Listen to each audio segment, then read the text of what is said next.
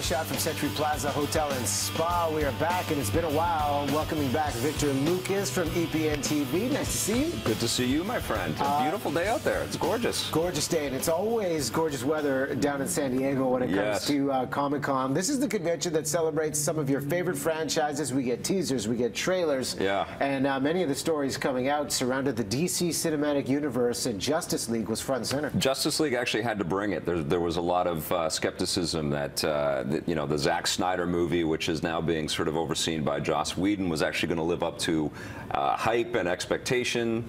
Obviously, Wonder Woman was doing a victory lap because that movie's doing so incredibly well. But I think they did a good job with the new trailer. I think it looked really flashy, obviously, no pun intended. But there was a good sort of sense of humor through it. And I loved Aquaman jumping on a bad guy and surfing through a building. I thought that was pretty cool. And the stuff with the Flash up on the roof and everybody disappears around him. And I thought that was actually a pretty slick trailer. What do you think of the idea of Ben Affleck confirming that he will in fact stay on as Batman, given the rumors that he was out last week? I don't think it makes great business sense for Warner Brothers. I think he's a solid choice for Batman, but I think that the speculation that they're going to put a new actor into that role makes a lot of sense because they want to make another trilogy, and Affleck's just going to be in his 50s by the time they start rolling into that, and all of the other cast members are in their 30s or approaching their 30s, and so I think there's going to be a really weird sort of juxtaposition there, and I think financially it probably makes more sense for Warner Brothers to think about somebody like Armie Hammer. I think he would be great.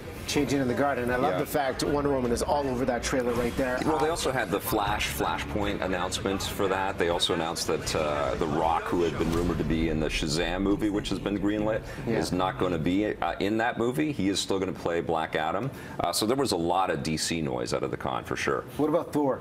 Thor looked incredible. That just looks ridiculous. Not Diet Cow, we're talking about the movie. Just to clarify. Well, both Thors. They look incredible. Love all the hammers that Thor has. No, but the Thor movie looks like this sci-fi opus. They're obviously throwing a little bit of Planet Hulk, which is a great comic series with the Incredible Hulk wearing the sort of armor that he's got in here. He looks just so badass in this thing.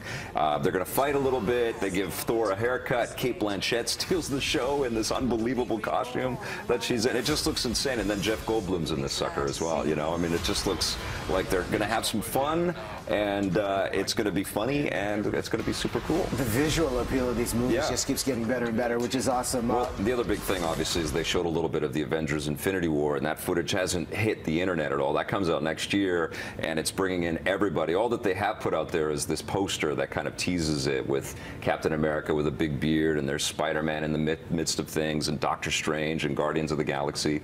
It's everybody's in that damn movie. All of Hollywood is in the new Avengers movie. What about Black Panther? What were the details about this release? This movie looks incredible. Like, it really looks like they're going to honor the franchise really, really well. The cast went absolutely bonkers when they saw the trailer. Again, they haven't shown the footage outside of the con, but Marvel posted a little bit of the cast just freaking out after they had watched their footage, because that was the first time that they had seen the material as well.